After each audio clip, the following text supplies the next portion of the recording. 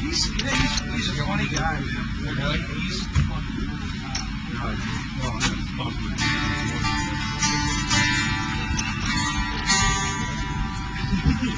Geno, anytime you're ready, man. Okay.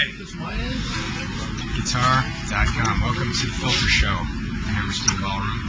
I'm going to take you through a little bit of our gear today. We'll do a little lesson, but it's kind of hectic up here, so you're going to have to step over cables and stuff. All right. But first, let's go through the racks before we get to the guitars. Preamps we use are the JMP1.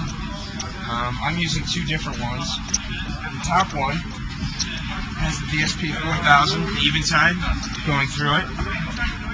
And the bottom one has my good friend Mr. Chaos Pad. Let's go look at him. Come here.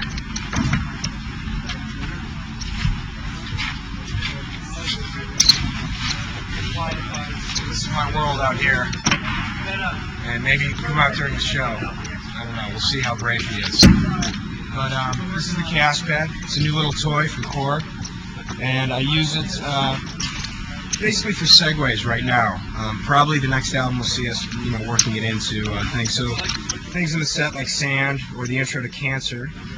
I have a separate patch that I kick on, and basically it sends the signal from my guitar through the aux send, the JMP1, out to this, and then I can manipulate it out here. And it makes wacky space noises. So everything's controlled by the ground control. That's my basic MIDI foot switcher. And as you saw back there, I have the DSP 4000. That's in the top thing. I also have a bunch of other pedal effects that I use. Dunlop's been really great to me, and they make me a bunch of custom wahs. This one is actually very similar in range to their bass wah, but it's actually a bass with an octave above it. So that's a really cool one. This one is a special one. It's got a really wide range. I have tons. I mean, when I start recording with this one, it's going to be great. And it's got a really, you can adjust the envelope on this one as well. So I use two different wahs. I use their juice box to power all these pedals. I'm using the new DD5 delay, and basically this is the new one. And what's different about this one from the older one is that it has an input on the side for tempo. So it's got 4 different settings, and you have to tap the switch 4 times, and it sets the tempo. So I can basically tap that to the song, whatever song, or tap it out of time, and you can do triplet delays, 8th note delays, real long ones. And that's what I use that little delay box for, mostly regeneration effects. I like this for wacky breaks and stuff. I'll just generally turn the feedback all the way up, have a really long delay time, and try to create a loop. Like Steve will stop playing, and I'll try to create some kind of loop that'll go, rhythmically just cascade over itself. Generally with weird, just random noise. It's not, it's in Filter we kind of have the theory that a pick scrape is as valid musically as a power chord. So I use that to have good fun with some pick scrapes and everything else. This is the famous whammy wah. I use this mostly for the envelope follower. I'm not really using that many of the pitch shifting effects, because I'm actually, the pitch shifting effects that I use are on the DSP 4000. But I get some cool stuff out of this, and I like to just have it all at my disposal, so that I can basically, if I'm in the mood, create something wacky, or if I want to keep the show tight and just, basically stick to the songs and stuff, I can do that. And it's all controlled from the ground control, MIDI switcher. So I have patches set up for each song. I'm hoping this one's not going to blow your head off. It's very loud. My gains are really high, super high. This is the main one I use for Welcome to the Fold. You can see the different thing. This is for the Fold Breakdown. I have a separate patch that has some pitch shifting, some octaves above, and a lot of reverb on it. It's something I used on the album during the breakdown of Welcome to the Fold. And here's a patch for Under. This is basically really fat bag. Some of the other patches are, I have an ambient patch for the intro to Cancer that I use a lot, and this is for the chorus, and this for the outro. So they all have different gains and stuff within the JMP1. You can obviously store the gain in different structures and different sounds, and then recall them at the touch of the foot pedal. All right, let's go back here and look at some guitars. Alright, first thing you gotta have a really cool guitar tech like Stan. Stan's the man. He helps Richie and I sound great every night. Takes care of our babies. So let's go look at the babies.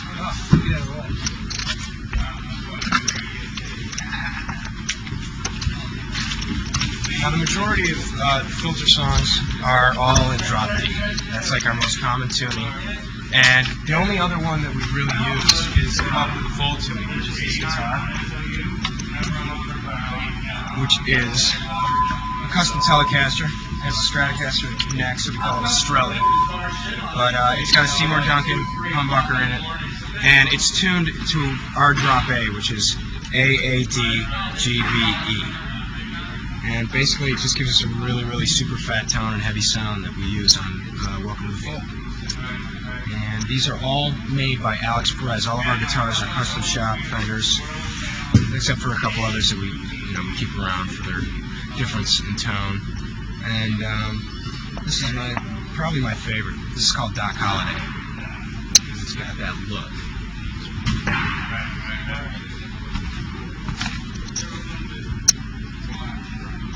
Moving on to my main drop D guitar, just because it's got the fattest tone. It's got a really heavy ash body, and we call it copper tone, because it's got the copper flake. I busted the mirrored pickguard, so we have a temporary black plastic replacement. And again, it's a maple neck with a rosewood fretboard. And this is, we put graphite bridge pieces on here because I kept breaking the A and tried different types of strings and stuff. Again, it's the same Seymour Duncan trembucker, and it's drop D tuning, so it's D-A-D-G-B-E. And we'll get into that later when I'm giving you your little lesson. Oh, see, that's what you do with the guitars. Hit shit. This is Rich's main guitar. Uh-oh, we're running into a sound check here, so you gotta bear with me. This is Golden Boy. It's got a gold flake.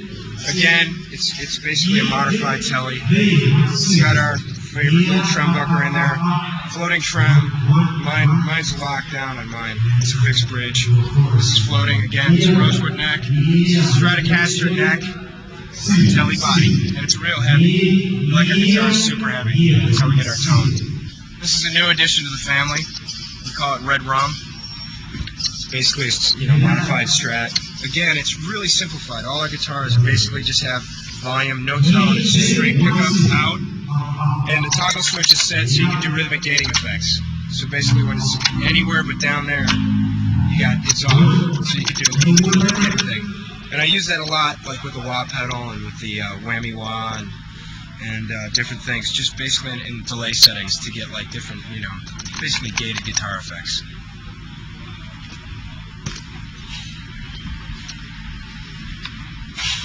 What else here? This is the take a picture guitar.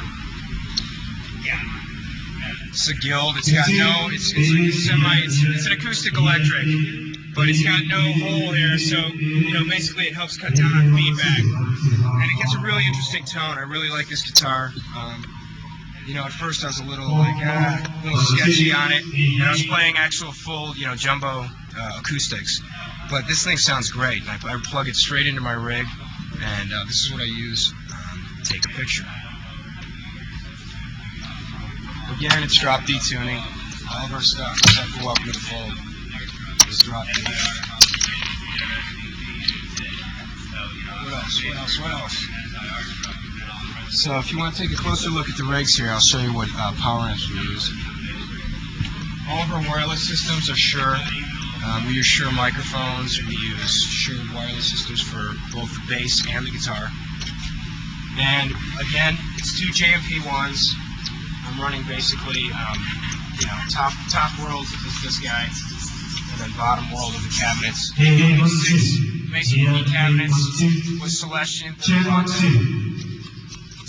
30 watts, and 9200. These are power amp. Richie and I both use the 9200. I was running 3 amps at the same time. Basically, I had the Mesa in the center 2 cabinets, and then I had this world with the DSP 4000 and this JMP and this 9200 going to the top left and right, and then this JMP It's 9200 with a chaos pad in the effects loop, going to the bottom left and right. I also have this. This is a great tool that we use.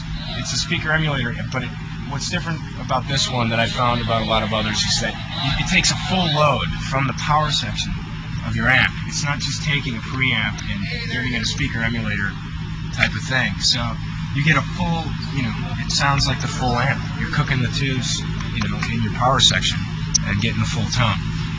And we send that out to Chris at the front of the house just so that he can mix it in. It's more of a direct sounding blend, so that he can basically have 4 mics cabinets, and then he has the blend of the direct to mix in there. And if it's tighter, because some rooms are really boomy, and with the mics you can lose a lot of, there's a lot of error in your tone.